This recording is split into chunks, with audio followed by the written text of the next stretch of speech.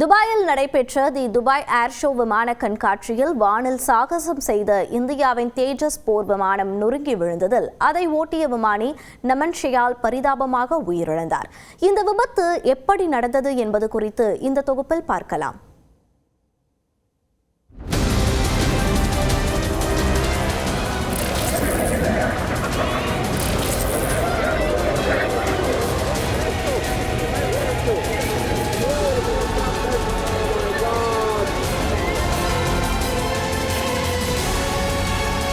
ஐக்கிய அரபு அமீரகத்தின் துபாய் நகரில் தி துபாய் ஏர் ஷோ என்ற நிகழ்ச்சி கடந்த 17ஆம் தேதி அல் மக்டூம் சர்வதேச விமான நிலையத்தில் தொடங்கியது. இந்த கண்காட்சியில் ரஷ்யா, அமெரிக்கா, இங்கிலாந்து, இந்தியா உள்ளிட்ட 100க்கும் மேற்பட்ட நாடுகளைச் சேர்ந்த தனியார் விமான நிறுவனங்கள் தங்கள் அரங்குகளை அமைத்திருந்தன.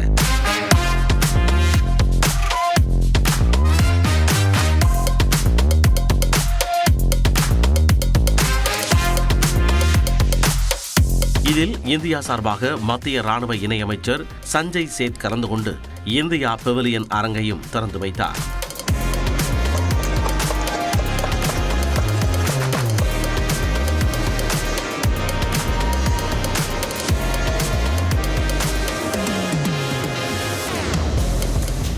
இதில் பல்வேறு நாட்டு விமானப்படை விமானங்களுடன் இந்திய விமானப்படையின் தேஜஸ், ரஃபேல், சூரியகிரண் உள்ளிட்ட விமானங்கள் இணைந்து வானில் பல்வேறு சாகசங்களை நிகழ்த்தின.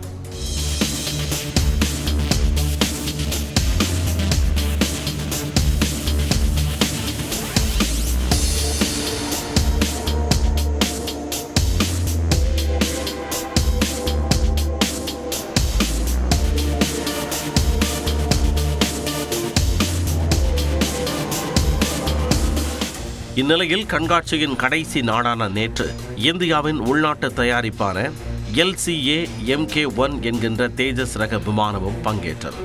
இந்த விமானம் வானில் பல்வேறு சாகசங்களை நிகழ்ச்சி பார்வையாளர்களை வெகுவாக கவர்ந்து வந்தது.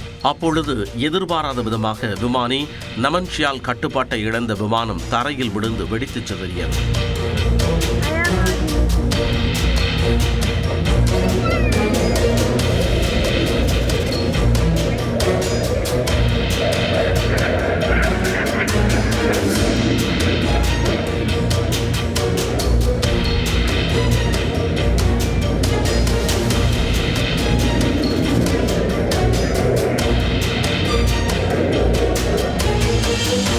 விமான விபத்தால் வானை நோக்கி எழுந்த கரும்புகையை கண்டு கண்காட்சிக்கு வந்திருந்தவர்கள் அதிர்ச்சியடைந்தனர்.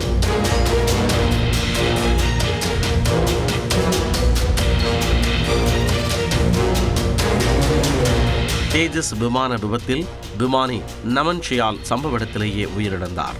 இதுகுறித்து இரங்கல் தெரிவித்துள்ள விமானப்படை, இறந்த விமானியின் குடும்பத்திற்கு உறுதுணையாக இருப்போம் என கூறியுள்ளது. மேலும் தேஜஸ் விமானம் எப்படி விபத்திற்குள்ளானது என்று விசாரிக்கவும் உத்தரவிட்டுள்ளது. துபாயில் விபத்து நடந்துள்ளதால் ஐக்கிய அரபு அமீரகத்தின் விமான போக்குவரத்து ஒழுங்குமுறை ஆணையமும் விசாரணைக்கு உதவி வருகிறது. விமான விபத்தை நேரில் பார்த்தவர்கள் விமானியின் கட்டுப்பாட்டை விமானம் இழந்ததால் விபத்து நேரிட்டதாக தெரிவித்தனர். The way he recovered, to be honest, and he was already pretty low at that point. So, and then he recovered and he went straight into the ground.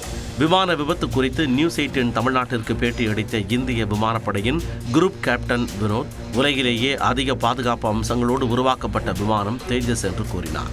History of ஏவியேஷனுடைய history எடுத்து பார்த்தீங்கன்னா, single engine ஃபைட்டருடைய எந்த single engine ஃபைட்டரா இருக்கட்டும், இது வரைக்கும் பண்ணின fighter இருக்கட்டும், இல்ல இப்போ கரண்ட்லி ஃபிளைங் பண்ணிட்டு இருக்க ஃபைட்டரா இருக்கட்டும், தேஜஸ் உடைய safety record is the best in the world. anyone can Google and see. நீங்க கூகுள் எடுங்க, கூகுள் பண்ணி பாருங்க.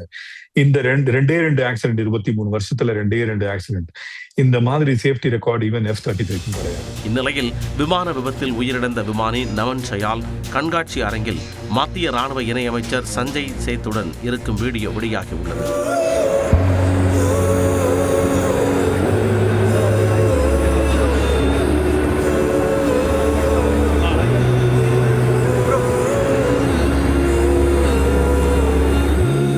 விசாரணை அறிக்கை வெளிவர சுமார் 2 மாதங்கள் ஆகும் என்பதால் விமானத்தில் பாதுகாப்பு குறைபாடுகள் இருந்ததா அல்லது விமானியின் கவனக்குறைவா என்பது அறிக்கை வந்த பிறகே வெளியாகும் என தெரிகிறது.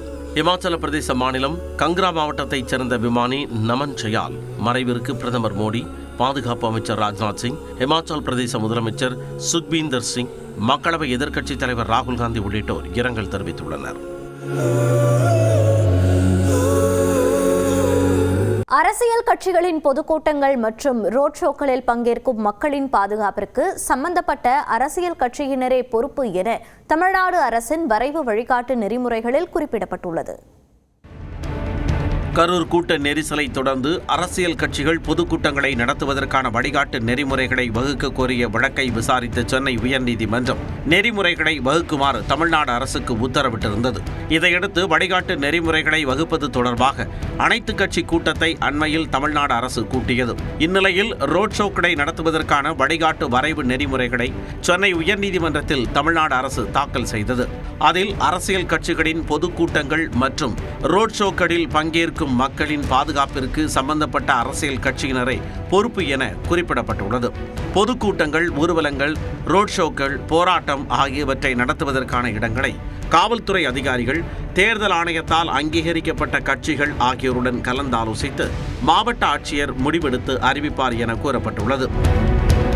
பொதுக்கூட்டங்கள் நடத்தப்படும் முன்பு என்ன தேதி, நேரம், எதற்காக நடத்தப்படுகிறது, எவ்வளவு மக்கள் பங்கேற்பார்கள், எத்தனை வாகனங்கள் வரும், பங்கேற்கும் முக்கிய தலைவர்களின் விவரங்கள் ஆகியவற்றை குறிப்பிட்டு விண்ணப்பிக்க வேண்டும்.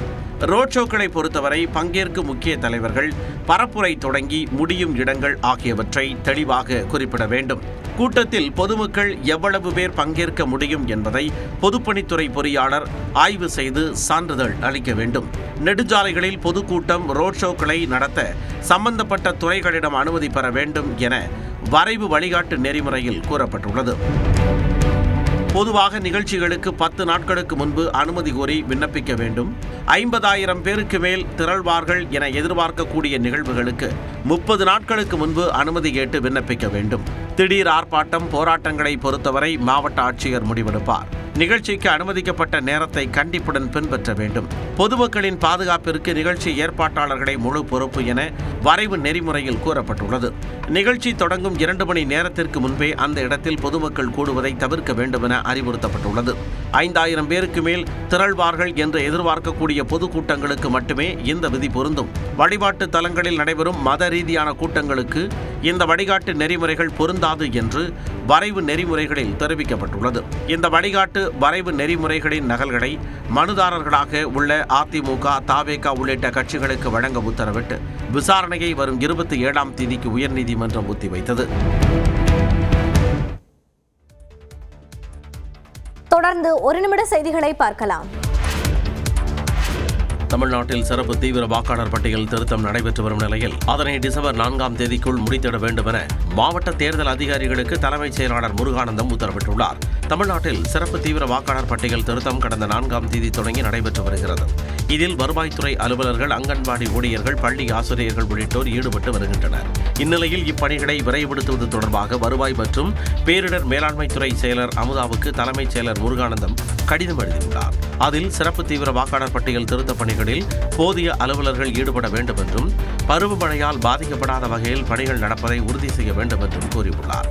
பிழையில்லாதவாறு தகுதியுள்ள அனைத்து வாக்காளர்களும் வாக்காளர் பட்டியலில் இடம்பெறுவதை உறுதி செய்ய வேண்டும் என்றும் தலைமைச் செயலாளர் தனது கடிதத்தில் குறிப்பிட்டுள்ளார். இதனிடையே வாக்காளர் பட்டியல் திருத்த நடவடிக்கையின் போது மாற்றுத்திறனாளிகள், முதியோர்கள், திருநங்கைகளுக்கு தேவையான வசதிகளை ஏற்பாடு செய்ய இந்திய தேர்தல் ஆணையத்தின் அறிவுறுத்தல்படி போதிய ஏற்பாடுகள் செய்யப்பட்டுள்ளதாக தமிழக தலைமை தேர்தல் அதிகாரி அர்ச்சனா பட்நாயக் தெரிவித்துள்ளார். இன்று 11 மாவட்டங்களில் கனமழை பெய்யும் என்று சென்னை வானிலை ஆய்வு மையம் தெரிவித்துள்ளது. தெற்கு அந்தமான் கடல் பகுதிகளின் மேல் ஒரு வளிமண்டல மேலடுக்கு சுழற்சி நிலவுவதால் இன்று தென்கிழக்கு வங்கக்கடல் பகுதிகளில் ஒரு காற்றழுத்த தாழ்வு பகுதி உருவாகக்கூடும் என்று அறிவிக்கப்பட்டுள்ளது. இது மேற்கு வடமேற்கு திசையில் நகர்ந்து நாளை மறுநாள் காற்றழுத்த தாழ்வு மண்டலமாக வலுப்பெற்று அடுத்த 48 மணி நேரத்தில் மேலும் வலுப்பெறக்கூடும் என்றும் கணிக்கப்பட்டுள்ளது. இந்நிலையில் இன்று கன்னியாகுமரி, திருநெல்வேலி, தூத்துக்குடி, தென்காசி, ராமநாதபுரம், புதுக்கோட்டை, தஞ்சாவூர், திருவாரூர், நாகப்பட்டினம், மயிலாடுதுறை, கடலூர் ஆகிய 11 மாவட்டங்களில் கனமழை பெய்யும் என்று வானிலை மையம் கூறியுள்ளது.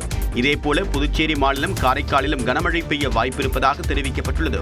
சென்னை மற்றும் புறநகர் பகுதிகளில் வானம் ஓரளவு மேகமூட்டத்துடன் காணப்படும். நகரின் ஒரு சில பகுதிகளில் இடி மின்னலுடன் மிதமான மழை பெய்ய வாய்ப்புள்ளது. தெற்கு அந்தமான் கடல் பகுதியில் தென்கிழக்கு மற்றும் தென்மேற்கு வங்கக்கடல் பகுதிகளில் சூறாவளி காற்று வீசக்கூடும் என்பதால் அந்த பகுதிகளுக்கு மீனவர்கள் செல்ல வேண்டாம் என்று அறிவுறுத்தப்பட்டுள்ளது.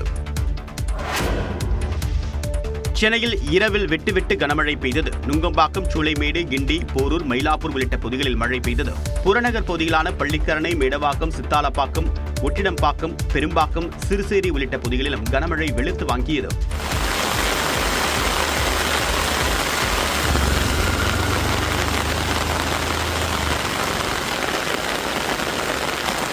ராணிப்பேட்டை மற்றும் அதன் சுற்றுவட்டார பகுதியிலான ஆற்காடு, வாலாஜாப்பேட்டை, அரக்கோணம், நெமிலி, காவேரிப்பாக்கம் உள்ளிட்ட இடங்களில் பெய்த மழையால் குளிர்ச்சியான சூழல் நிலவியது.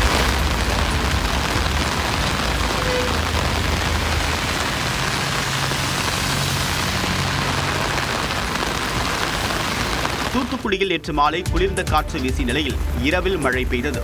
சண்முகாபுரம், அண்ணாநகர், பிரையன் நகர் உள்ளிட்ட பகுதிகளிலும் காற்றுடன் மழை கொட்டியது.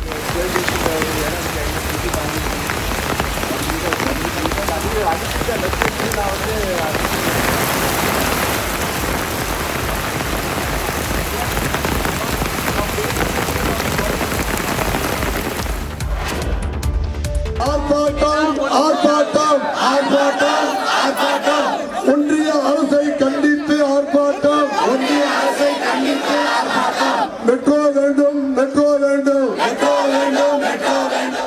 கோவை மற்றும் மதுரை மெட்ரோ ரயில் திட்டங்களுக்கு அனுமதி மறுக்கப்பட்டதற்கு எதிர்ப்பு தெரிவித்து மதுரையில் திமுக கூட்டணி கட்சியினர் ஆர்ப்பாட்டத்தில் ஈடுபட்டனர். கோவை, மதுரை நகரங்களுக்கு மெட்ரோ ரயில் சேவை வழங்கும் திட்டத்திற்கு மாநில அரசு திட்ட அறிக்கை தயார் செய்து மத்திய அரசிடம் சமர்ப்பித்தது.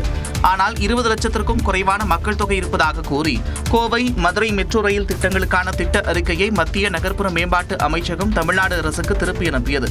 இதற்கு எதிர்ப்பு தெரிவித்து மத்திய பாஜக அரசை கண்டித்தும் மதுரை பழங்காநத்தம் ரவுண்டானா பகுதியில் திமுக கூட்டணி கட்சியினர் ஆர்ப்பாட்டம் நடத்தினர்.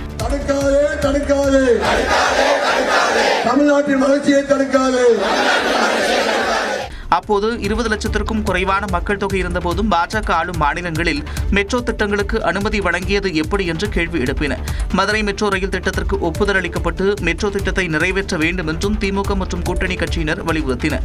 இந்த போராட்டம் குறித்து எக்ஸ் பக்கத்தில் பதிவிட்டுள்ள முதலமைச்சர் மு.க.ஸ்டாலின், எய்ம்ஸும் வராது, மெட்ரோ ரயிலையும் வரவிட மாட்டோம் என்று மதுரையை பாஜக அரசு வஞ்சிப்பதாக தெரிவித்துள்ளார். தமிழர்களின் பண்பாட்டு தலைநகராக விளங்கும் மாமதுரையின் வருங்கால வளர்ச்சிக்கு எதிராக போடப்படும் தடைக்கற்களை தகர்த்தெறிவோம் என்றும் முதலமைச்சர் கூறியுள்ளார்.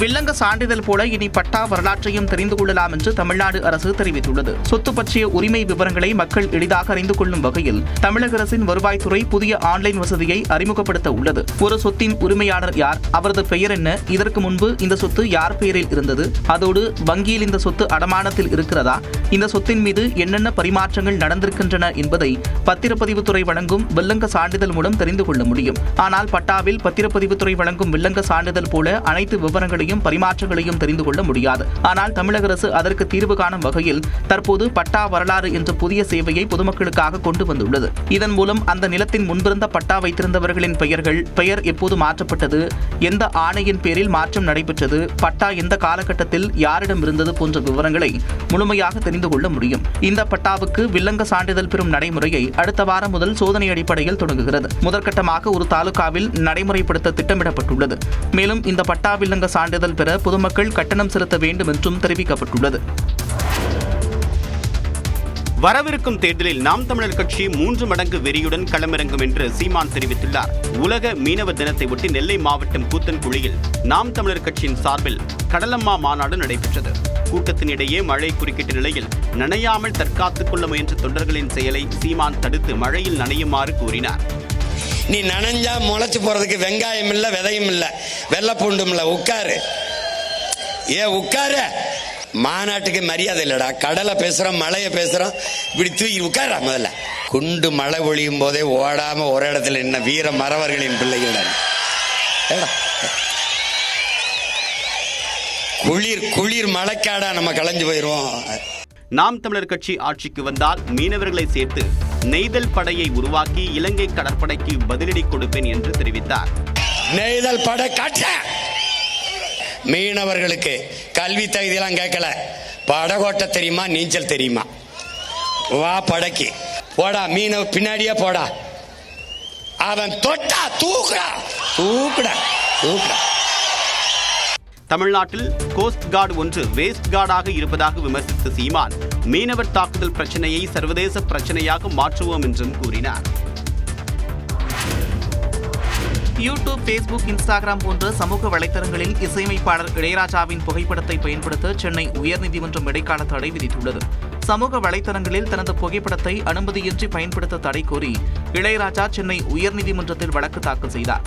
அதில் தன்னை அடையாளப்படுத்தும் வகையில் தனது புகைப்படம், பெயர், இசைஞானி என்ற பட்டப்பெயர், குரல் என எதையும் பயன்படுத்த தடை விதிக்க வேண்டும் என்றும், சமூக வலைதளங்களில் ஏற்கனவே பதிவிடப்பட்ட புகைப்படங்களை நீக்கி உத்தரவிட வேண்டும் என்றும் கோரிக்கை விடுத்திருந்தார். மேலும் அனுமதியின்றி தனது புகைப்படத்தை பயன்படுத்தியதன் மூலம் கிடைத்த வருமான விவரங்களை தாக்கல் செய்ய உத்தரவிட வேண்டும் என்றும் தெரிவித்திருந்தார். இந்த வழக்கு நீதிபதி செந்தில்குமார் முன்பு விசாரணைக்கு வந்தபோது இளையராஜாவின் புகைப்படத்தை மார்பிங் செய்தும் AI தொழில்நுட்பம் மூலம் மாற்றி அமைத்தும் வருவாய் ஈட்டுவதாக இளையராஜா தரப்பில் ஆஜரான மூத்த வழக்கறிஞர் பிரபாகரன் மற்றும் சரவணன் குற்றம் சாட்டினர். அப்போது குறுக்கிட்ட நீதிபதி பெயர் மற்றும் புகைப்படங்களை பயன்படுத்துவதால் இளையராஜாவுக்கு என்ன பாதிப்பு ஏற்படுகிறது என்று கேள்வி எழுப்பினர்.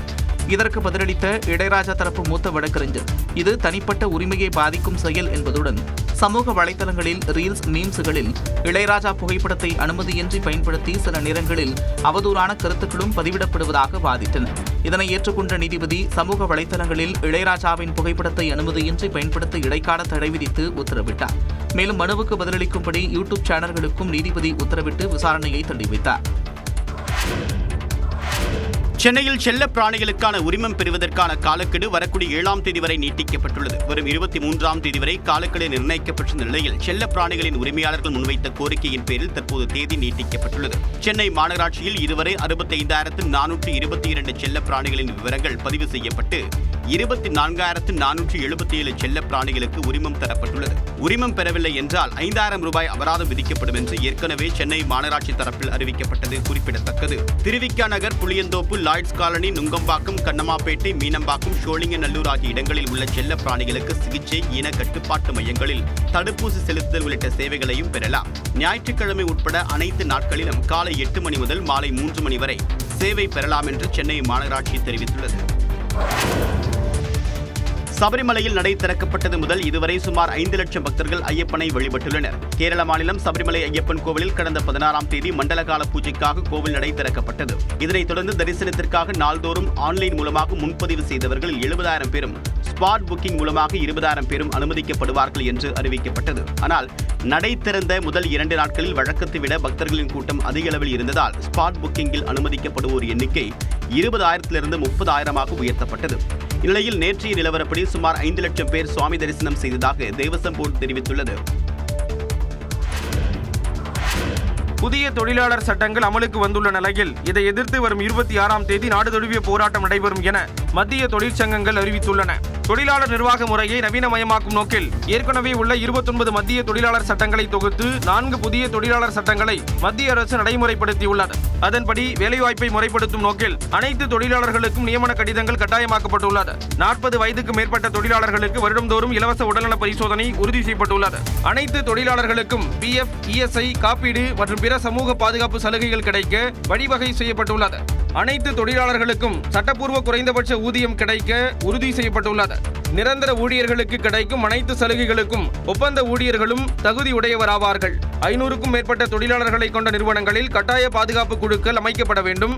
மேலும் சுரங்க தொழில்கள் உட்பட அனைத்து துறைகளிலும் பெண்கள் இரவு பணி செய்ய இந்த சீர்திருத்தங்கள் அனுமதிக்கின்றன. சிறு மற்றும் நடுத்தர நிறுவனங்களுக்கு ஒரே பதிவு, ஒரே உரிமம் மற்றும் ஒரே ரிட்டர்ன் என்ற செயல்முறை அமலுக்கு வந்துள்ளது. இந்நிலையில் தொழிலாளர்களுக்கு பாதகமாக இச்சட்டங்கள் கொண்டுவரப்பட்டுள்ளதாக தெரிவித்து வரும் 26ஆம் தேதி நாடு தழுவிய போராட்டத்திற்கு மத்திய தொழிற்சங்கங்கள் அழைப்பு விடுத்துள்ளன.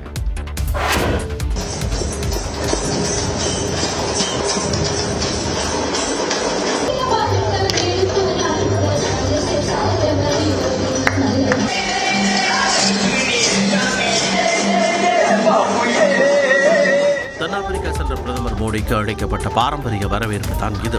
G20 தலைவர்கள் உச்சி மாநாட்டில் கலந்து கொள்வதற்காக பிரதமர் நரேந்திர மோடி தென்னாப்பிரிக்காவின் ஜோகனஸ்பர்க் நகருக்கு தனி விமானத்தில் புறப்பட்டுச் சென்றார். உச்சி மாநாட்டின் 3 அமர்வுகளில் பங்கேற்கும் பிரதமர் மோடி காலநிலை மாற்றம், எரிசக்தி உள்ளிட்டவை குறித்து உரையாற்ற உள்ளார். இதற்காக தென்னாப்பிரிக்காவின் ஜோகனஸ்பர்க் நகருக்கு சென்ற பிரதமருக்கு சிவப்பு கம்பளத்துடன் பாரம்பரிய வரவேற்பும் அளிக்கப்பட்டது. இதைத் தொடர்ந்து ஹோட்டலுக்கு சென்ற பிரதமருக்கு இந்திய வம்சாவளியினரும் வரவேற்பு அளித்தனர்.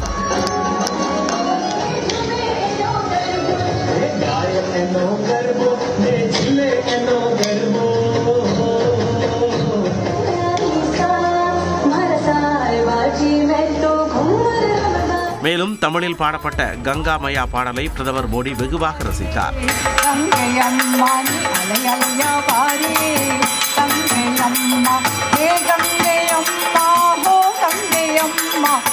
இது தொடர்பாக தனது எக்ஸ் பக்கத்தில் பதிவிட்ட பிரதமர் மோடி, இந்த கலாச்சார தொடர்பு உயிரோட்டமாக இருப்பது மெச்சத்தக்கது என கூறியுள்ளார். பீகாரில் அமைச்சர்களுக்கான இலாக்கா வெளியான நிலையில் கடந்த 20 ஆண்டுகளாக தன்னுடைய வசம் வைத்திருந்த உள்துறையை பாஜகவுக்கு விட்டுக் கொடுத்துள்ளார் முதலமைச்சர் நிதிஷ்குமார். பீகார் சட்டப்பேரவை தேர்தலில் தனிப்பெரும் கட்சியாக வெற்றி பெற்ற போதிலும் முதலமைச்சர் பதவியை நிதிஷ்குமாருக்கு விட்டுக் கொடுத்தது பாஜக. இதையடுத்து கடந்த வியாழக்கிழமை பீகாரின் முதலமைச்சராக 10வது முறையாக நிதிஷ்குமார் பதவியேற்றுக் கொண்டார். அவருடன் சேர்ந்து 27 பேர் அமைச்சர்களாக பொறுப்பேற்ற நிலையில் அதிகபட்சமாக பாஜகவை சேர்ந்த 14 பேர் அமைச்சர்களாக பதவியேற்றுக் கொண்டனர். இந்நிலையில் 27 அமைச்சர்களின் இலாக்கா குறித்த அறிவிப்பு வெளியாகியுள்ளது. அதில் கடந்த 2005ஆம் ஆண்டிலிருந்து தன்வசம் வைத்திருந்த உள்துறை இலாக்காவை பாஜகவுக்கு விட்டுக் கொடுத்திருக்கிறார் நிதிஷ்குமார். அதன்படி துணை முதலமைச்சராக இருக்கக்கூடிய பாஜகவை சேர்ந்த சாம்ராஜ் சௌதரிக்கு உள்துறை ஒதுக்கப்பட்டுள்ளது. இதேபோல பாஜகவை சேர்ந்த மற்றொரு துணை முதலமைச்சரான விஜயகுமார் சின்ஹாவுக்கு வருவாய்த்துறையும் சுரங்கத்துறையும் ஒதுக்கப்பட்டுள்ளன. முக்கிய துறைகளான வேளாண் துறை, தொழில்துறை, வீட்டு வசதித்துறை, போக்குவரத்து துறை, பிற்படுத்தப்பட்டோர் நலத்துறை, பட்டியல் மற்றும் பழங்குடியினர் நலத்துறை ஆகியவை பாஜக அமைச்சர்களுக்கே ஒதுக்கப்பட்டுள்ளன. இதனிடையே பீகார் சட்டப்பேரவை சபாநாயகர் பதவியும் பாஜக வசமே செல்லும் என்ற தகவல் வெளியாகியுள்ளன.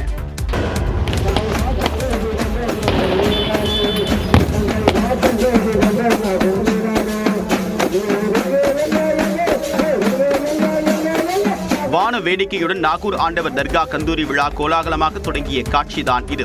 உலக புகழ்பெற்ற நாகூர் ஆண்டவர் தர்காவில் 469வது ஆண்டு கந்தூரி விழா கொடியேற்றத்துடன் தொடங்கியது. 10 நாட்கள் கந்தூரி திருவிழா கோலாகலமாக நடைபெறவுள்ளது.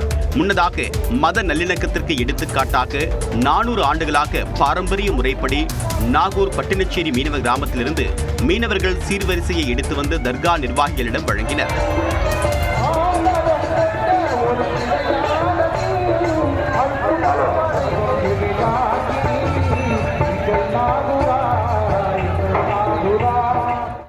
நம்ம மீனவ மக்கள் சார்பா வருஷம் செய்யற மாதிரி நம்ம இந்து முஸ்லீம் ஒரு இணக்கத்தோட இந்த இன்னைக்கு நடக்க இருக்கிற கந்தூரி கொடியேற்ற விழாவுக்கு எங்க கிராம சார்பாக மீனவ மக்கள் சார்பாக நாகூர் பட்டினச்சேரி, மேலப்பட்டினச்சேரி 2 பேருமே சேர்த்து இந்த கொடி எடுத்து வந்திருக்கோம். இது வருஷம் எங்க கிராம சார்பா நாங்கள் இந்த நாகூர் ஆண்டவருக்கு செய்யறதை நாங்கள் பெருமையா நினைக்கிறோம். இதனைத் தொடர்ந்து மீன்வளம் பெருக வேண்டியும் மீனவர்களுக்கு கடலில் எந்த ஆபத்தும் வரக்கூடாது என்றும் சிறப்பு தொழுகை நடைபெற்றது.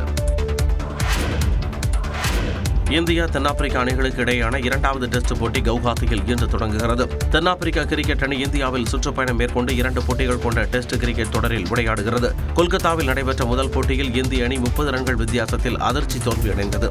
இதனால் தொடரை சமன் செய்யும் முனைப்புடன் இந்திய அணி கட்டாய வெற்றி பெற வேண்டும் என்கின்ற சூழலில் 2வது டெஸ்ட் போட்டியில் விளையாட உள்ளது. இந்திய அணியின் கேப்டன் சுப்மன் கில் காயமடைந்திருப்பதால் அவருக்கு பதிலாக அணியை ரிஷப் பந்த் வழிநடத்த உள்ளார்.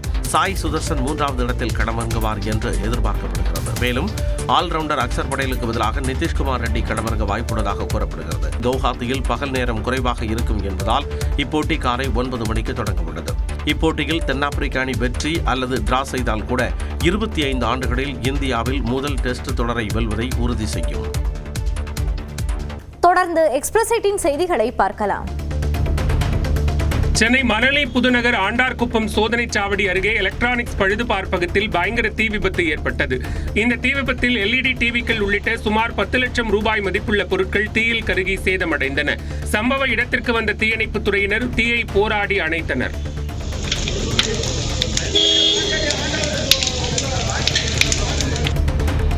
பெரம்பலூர் மாவட்டம் பெருமத்தூரில் உள்ள டாஸ்மாக் கடையில் மது அருந்திக் கொண்டிருந்தவர் திடீரென சுருண்டு விழுந்து உயிரிழந்தது அதிர்ச்சியை ஏற்படுத்தியுள்ளது. கமலக்கண்ணன் என்பவர் தனது கிராமத்தில் உள்ள டாஸ்மாக் மதுபான கடையில் மது வாங்கி அருகிலேயே அமர்ந்து குடித்துள்ளார். அப்போது திடீரென மயங்கி விழுந்த அவர் 1 மணி நேரமாக எழாமல் இருந்துள்ளார். இதனையடுத்து அக்கம்பக்கத்தினர் எழுப்ப முயன்றபோது கமலக்கண்ணன் உயிரிழந்தது தெரிய வந்தது. பின்னர் தகவலறிந்து வந்த காவல்துறையினர் உடலை மீட்டு பிரேத பரிசோதனைக்கு அனுப்பி வைத்தனர்.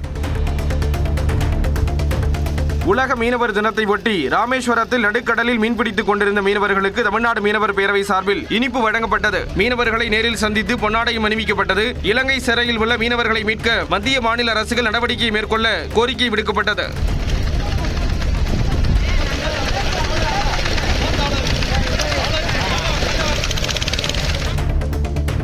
மதுரையில் வீட்டருகே நிறுத்தி வைக்கப்பட்டிருந்த காரின் 2 டயர்களை மர்ம நபர்கள் நூதன முறையில் திருடிச் சென்றனர். காளவாசல் பகுதியைச் சேர்ந்த நவீன் சந்தர் தனியார் நிறுவனம் ஒன்றில் பணிபுரிந்து வருகிறார். இரவு பணி முடித்துவிட்டு வீட்டின் முன்பு தனது காரை இவர் நிறுத்திவிட்டு சென்ற நிலையில் இந்த திருட்டுச் சம்பவம் நிகழ்ந்துள்ளது. 2 சக்கரங்கள் திருடப்பட்டு அதற்கு பதிலாக செங்கல்களை மர்ம நபர்கள் அடுக்கி வைத்துவிட்டு சென்றது அதிர்ச்சியை ஏற்படுத்தியுள்ளது. வேலூர் மாவட்டம் பேரணாம்பட்டு அருகே முறையாக குடிநீர் வழங்கவில்லை என்று கூறி காலி குடங்களுடன் பெண்கள் சாலை மறியலில் ஈடுபட்டனர். டிடி மோட்டூர் ஊராட்சிக்குட்பட்ட காமராஜர் நகர் பகுதியில் வசிக்கும் மக்களுக்கு கடந்த 10 நாட்களாக முறையாக குடிநீர் விநியோகம் செய்யப்படவில்லை என்று கூறப்படுகிறது. இதனை கண்டித்து குடியாத்தம் பேரணாம்பட்டு சாலையில் 50க்கும் மேற்பட்டோர் மறியலில் ஈடுபட்டனர். இதனால் போக்குவரத்து பாதிக்கப்பட்ட நிலையில் தகவல் அறிந்து வந்த வட்டார வளர்ச்சி அலுவலர்களும் காவல்துறையினரும் பேச்சுவார்த்தை நடத்தி சமாதானப்படுத்தினர். சர்வதேச மாற்றுத்திறனாளிகள் தினத்தை ஒட்டி தருமபுரியில் மாற்றுத்திறனாளிகள் பங்கேற்ற ஓவியப் போட்டி நடைபெற்றது. 10 வயதுக்குட்பட்ட மாணவர்களுக்கு தனித்திறன் ஓவியப் போட்டியும் 11 வயது முதல் 12 வயதுக்குட்பட்ட மாணவர்களுக்கு வண்ணத்திறன் ஓவியப் போட்டியும் நடைபெற்றது. போட்டியில் மாற்றுத்திறனாளி மாணவர்கள் மிகுந்த ஆர்வத்துடன் பங்கேற்று பல்வேறு வகையிலான ஓவியங்களை வரைந்தனர். ரயிலில் பாதுகாப்பாக பயணம் செய்வது குறித்து மயிலாடுதுறை ரயில் நிலையத்தில் தினமும் விழிப்புணர்வு ஏற்படுத்தி வரும் காவல் உதவி ஆய்வாளரின் செயல் பாராட்டை பெற்றுள்ளது. ராஜி என்ற அவர் ஒரு நாளைக்கு 4 முறை என 8 ஆண்டுகளாக விழிப்புணர்வு ஏற்படுத்தி வருகிறார். படிக்கட்டு ஓரமா உட்கார்ந்தோ நின்னோ பயணம் செய்ய வேண்டாம். சில பேர் பார்த்தீங்கன்னா குழந்தைய வச்சுட்டு வெடி கட்டுவாங்க. எனக்கெல்லாம் பகிரணும். தயவு செய்து அந்த மாதிரி டிராவல் பண்ணாதீங்க. இதை கொஞ்சம் ஒபே பண்ணீங்கன்னா உங்களோட ஜேர்னி ஹாப்பியா இருக்கும். விழுப்புரம் மாவட்டம் கோலியனூர் அருகில் உள்ள சகாதேவன்பேட்டை பகுதியில் சிறுத்தை நடமாடியதாக கிடைத்த தகவலின் பேரில் வனத்துறையினர் ஆய்வு நடத்தினர். ஓய்வு பெற்ற வனத்துறை ஊழியரான சிவராஜ் தனது வீட்டில் இருந்தபோது ஜன்னல் வழியாக சாம்பல் நிறத்தில் சிறுத்தையை பார்த்ததாக விழுப்புரம் மாவட்ட வனத்துறைக்கு தகவல் கொடுத்துள்ளார். அதன் பேரில் விரைந்து வந்த வனத்துறையினர் தடங்களை ஆய்வு செய்தனர். ஆனால் சிறுத்தையின் கால் தடங்கள் எதுவும் தென்படவில்லை என்று அவர்கள் கூறியுள்ளனர்.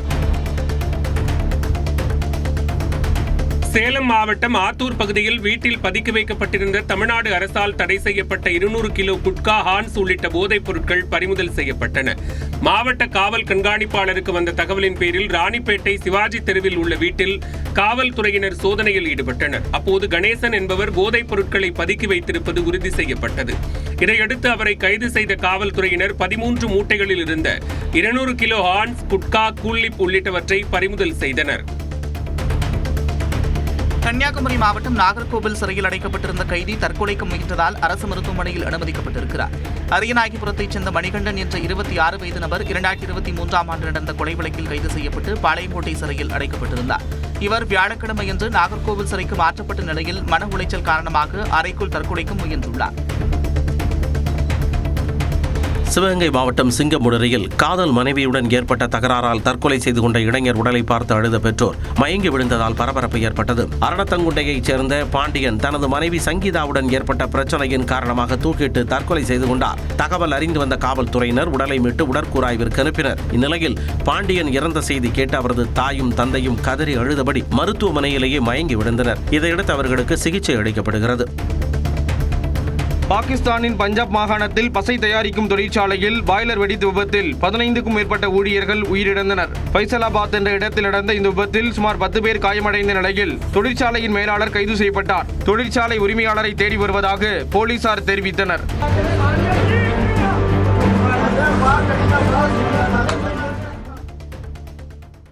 சென்னை தாம்பரத்தில் 2 வீடுகளில் மட்டும் 510 வாக்காளர்கள் இருப்பதாக குற்றம் சாட்டிய எதிர்க்கட்சித் தலைவர் எடப்பாடி பழனிசாமி எஸ்ஐஆர் பணிகளை முறையாக மேற்கொள்ள விடாமல் திமுகவினர் அழுத்தம் கொடுப்பதாக விமர்சித்துள்ளார். தாம்பரம் சட்டமன்ற தொகுதி பாகஎண் 115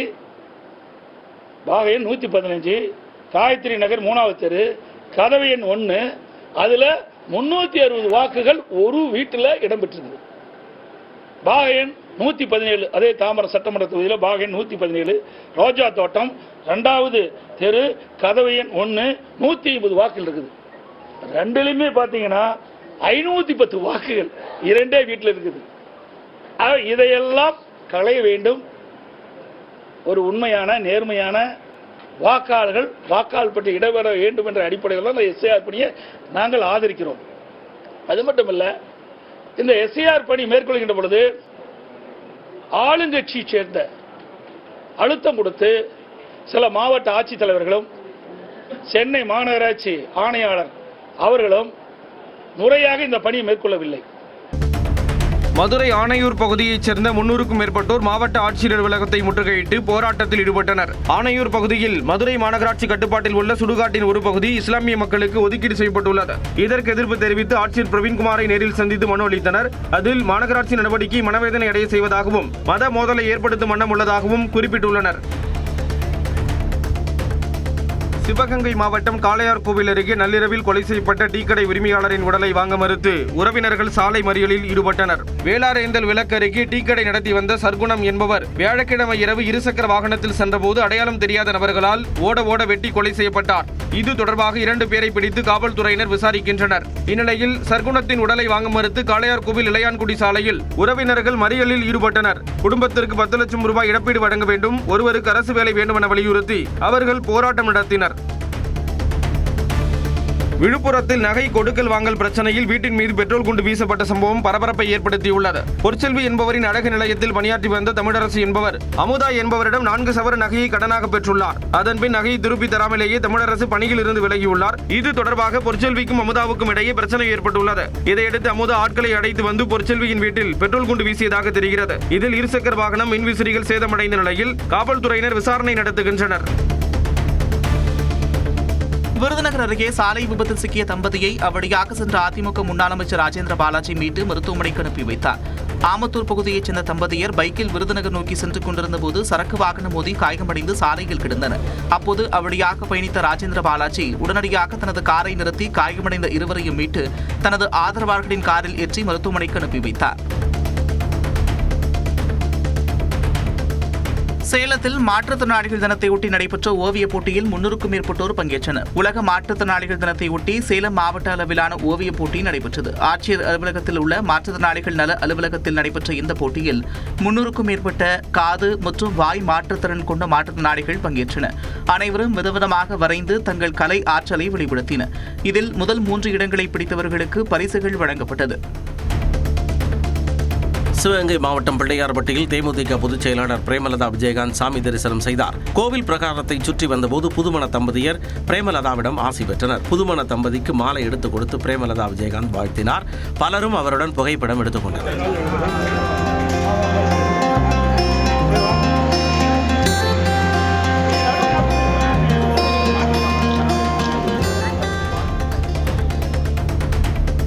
கரூர் கூட்ட நெரிசல் தொடர்பாக வன்முறையை தூண்டும் வகையில் கருத்து பதிவிட்டதாக தாவேக தேர்தல் பிரிவு பொதுச் செயலாளர் ஆதவ் அர்ஜுனா மீதான வழக்கை ரத்து செய்ய சென்னை உயர்நீதிமன்றம் உத்தரவிட்டுள்ளது. கரூரில் 41 பேர் உயிரிழந்த விவகாரம் குறித்து தனது எக்ஸ் பக்கத்தில் பதிவிட்டிருந்த ஆதவ் அர்ஜுனா இலங்கை, நேபாளம் போல ஜன்சி புரட்சி ஏற்படும் என்று கூறியிருந்தார். இது தொடர்பாக சைபர் குற்றப்பிரிவு காவல்துறையினர் அவர் மீது வழக்கு பதிவு செய்தனர். அந்த வழக்கை ரத்து செய்யக்கோரி ஆதவ் அர்ஜுனா உயர்நீதிமன்றத்தில் மனு தாக்கல் செய்தார். மனுவை விசாரித்த நீதிபதி ஜெகதீஷ் சந்திரா வழக்கை ரத்து செய்து உத்தரவிட்டுள்ளார். சேலம் மாவட்டம் மேட்டூர் அனல் மின் நிலையத்தில் நடைமேடை சரிந்து ஒப்பந்த தொழிலாளி சம்பவ இடத்திலேயே பலியானார். தொட்டில்பட்டி பகுதியைச் சேர்ந்த கார்த்திக் கடந்த 15 ஆண்டுகளாக அனல் மின் நிலையத்தில் ஒப்பந்த தொழிலாளியாக பணிபுரிந்து வந்தார். இயந்திர பராமரிப்பு பணியில் அவர் இருந்தபோது நடைமேடை சரிந்து 60 அடி உயரத்திலிருந்து கீழே விழுந்தார். அதில் படுகாயமடைந்த அவர் உயிரிழந்தார். திருவாரூர் மாவட்டம் மன்னார்குடி அருகே உள்ள பல்லவராயன் கட்டடையில் கொடிய விஷம் கொண்ட கதண்டுகளை தீயணைப்புத் துறையினர் அடித்தனர். தென்னை மரத்தில் கதண்டுகள் அதிக அளவில் கூடுகட்டி அச்சுறுத்தும் வகையில் இருந்தது கண்டுபிடிக்கப்பட்டது. தகவலின் அடிப்படையில் வந்த தீயணைப்புத் துறையினர் கொடிய விஷம் உள்ள கதண்டுகளை தீயிட்டு அடித்தனர்.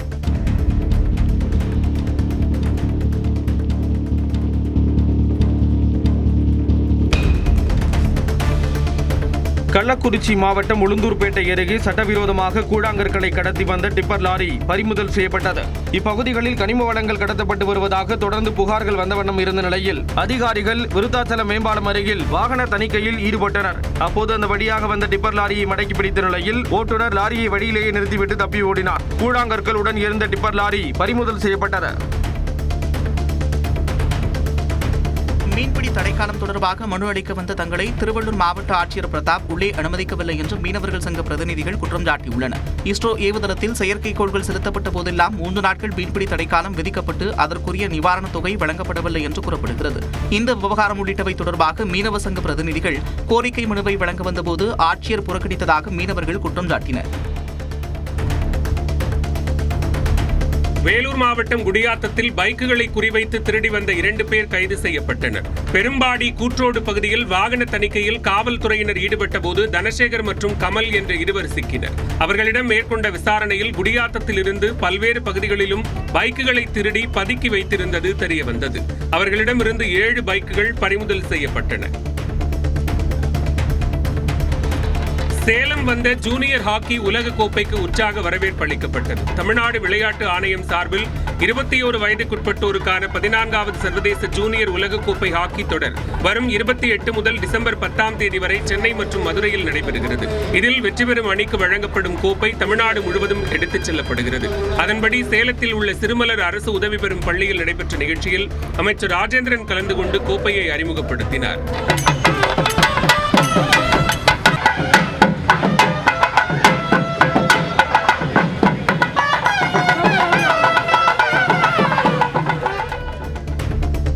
கேரள மாநிலம் கொல்லம் அருகே கரையோரம் நிறுத்தி வைக்கப்பட்டிருந்த மீன்பிடி படகு தீப்பிடித்து எரிந்தது.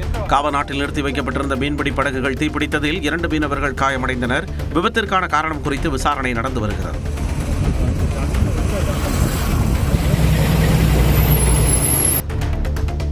திரைப்படங்களுக்கான நடிகர் நடிகைகள் தேர்வு தொடர்பாக எந்த ஒரு தனிப்பட்ட ஏஜென்ட்டுகளையும் தாங்கள் நியமிக்கவில்லை என்று கமல்ஹாசனின் ராஜ்கமல் பிலிம்ஸ் இன்டர்நேஷனல் நிறுவனம் அறிவித்துள்ளது.